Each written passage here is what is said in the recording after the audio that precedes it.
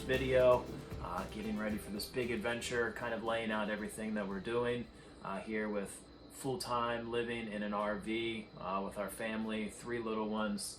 It was fun to put together, so we're really excited. We hope you liked it. If you did, rate, like, subscribe. I think you're supposed to say that. Whatever you need to do that. So, this video, we have been in the camper now for 1 week. It has been fun. It has been exhilarating. It's been exhausting. It's been a good time. Yeah, it has been fun. It's been such like a learning experience because we have no idea what we're doing, but we're really enjoying it, and it's been really cool to see the kids get like super excited. They've been loving it. So to take you back, we looked at this camper about a month and a half before we actually ended up buying it. We went, looked at it. We had a specific one in mind that we wanted to purchase once we kind of figured out that we were going to be able to do this, set this plan in motion. The dealership that we went to didn't have that one on site there, but they said we can order it, no problem. So we went there for a third time. And we found this one. It is a 2015 Forest River Hemisphere Light. It is a 2015 Salem Hemisphere Fort. You don't even know. It's a 2015 Salem Forest. No, hold on.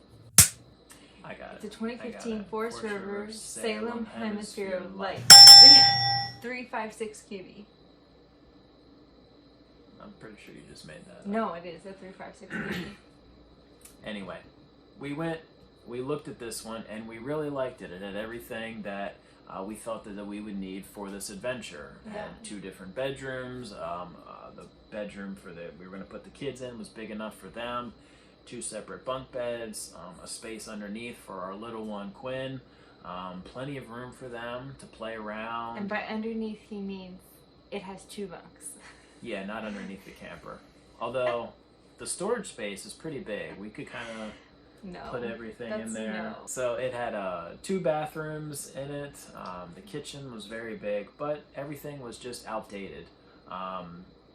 Very, very outdated.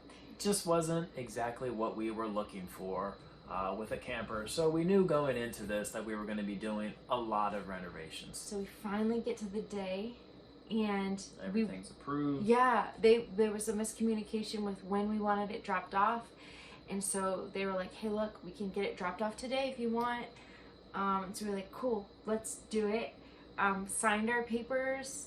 We owned the camper, and we decided for some reason to have them deliver it. You know, we had the ability, if we wanted to use a friend's truck or a family member's truck, because we knew a couple people that had the means with, you know, the right vehicle needed, because, you know, we planned to buy a truck after we kind of got settled in the RV.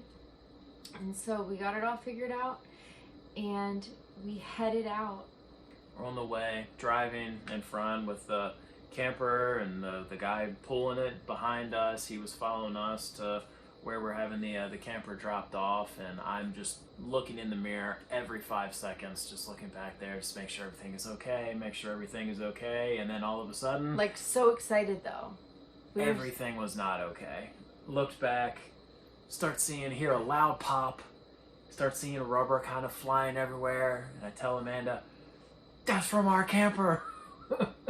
So he threw his hazards on, and I pull over to the side of the road. He pulls over, and our tire blew out on the camper as he was pulling it. So I was a couple, 50, 60 yards ahead of him. Pull over. Walk back to see what's up. He's on the phone with his boss, telling him what happened, if he should take the camper back. And I'm sitting there just like, just so bummed out. So here's the damage from the blown tire. That's the spare on it right now. The front one here is the one that blew. Took out a bunch of the siding here, all the way kind of Up to about right here, you can see the scrapes on the side. Also lost the little stand on the end of the jack here. A little bit of damage underneath, but that looks like it's just to the tarp kind of covering underneath here. Nothing really. None of the wires really got damaged, cut, or anything like that. So we haven't had hookups, and we haven't had electricity either, and so we haven't really actually used our water system that much. I mean, we did have a little bit of fresh water that the dealership had put in there for us, and so I think we like ran it a little bit just to kind of see like how does the water pressure work, like what does it look heater. like, does our hot water heater work, and all of that stuff. And so we did all of that, and we had filled, you know, whatever the freshwater tank allows for. We had filled that in both a little bit of our black water tank and then also in our gray water tank. And so Tony thought, well, hey, like we have never used the black water tank for anything but water. Yeah, so I walked out there, went to see kind of exactly how everything was laid out. They kind of showed us that at the dealership as well, but it was just a quick, here's this, here's that, and you know, you're not actually getting your hands on it. That's what I wanted to do. I wanted to get my hands on it. I want to learn this stuff. This is our home, so I want to be as familiar with it as possible. So I go out. Our monitor and sensors keep saying that our gray water tank is still full even after I've emptied it. So I'll show you these right here. Gray, black, gray water, black water. Fully pulled out, nothing coming out of the line there.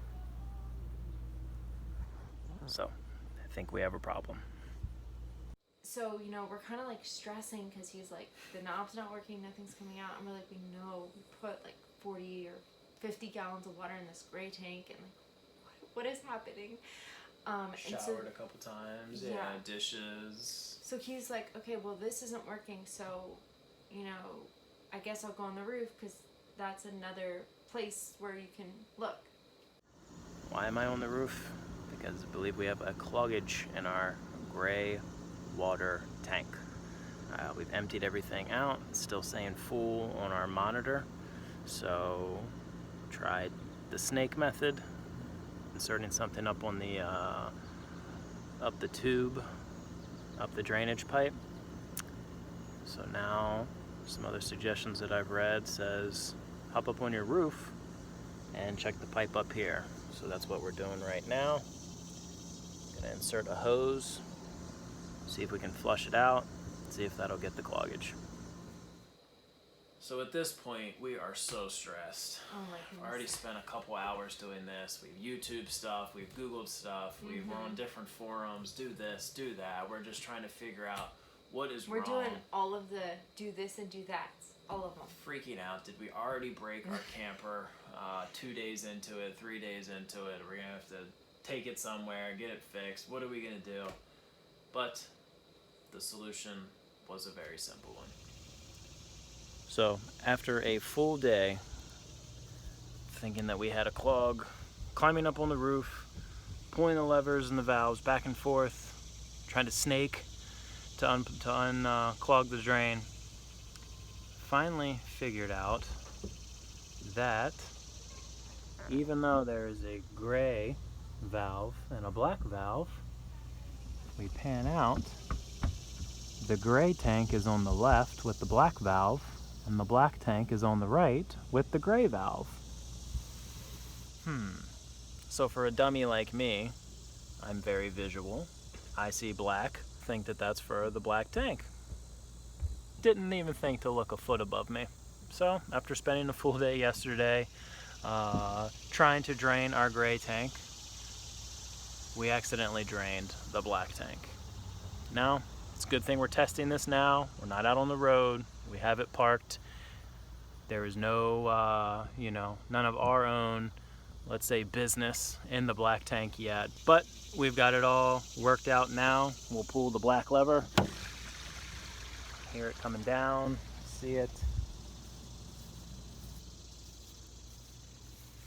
And voila. Gray tank officially being emptied. Success. They were trying to confuse me.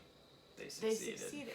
They succeeded. I mean, anyone, you know? So thankfully everything's okay. Yeah.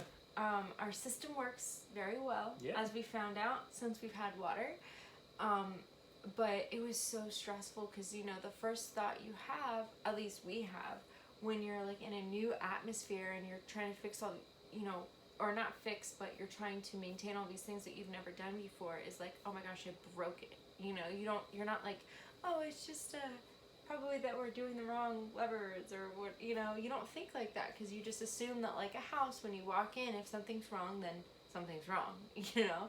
So after going through a little bit of that trial and error, took a couple of days, but we were finally able to get full electric hookup, full water hookup. We have a family member who's an electrician, another one who's a plumber, so we were able to get that fully hooked up. Felt comfortable enough to finally start doing some of the renovations that we have planned. It's a long list, so we figured why not get started as soon as possible. Sell all of our stuff, buy a camper, full-time RV living. Do we enjoy any of that? No, we're diving right into renovations. Be on the lookout. We will have a video. The next video is going to be the phase 1 of renovation, and so I'm sure this man's going to have a lot of fun tearing out all the things I want torn out. But it's all gotta go. I don't like any of it. So with that being said, tune into our next video. It's going to be starting with renovations to the kitchen and the living room area. Remember, we're not professionals. These are not tutorials or anything like that, but hopefully you guys get a good laugh out of me trying to rip out a bunch of cabinets from these walls that I have no idea how to do that. Yeah.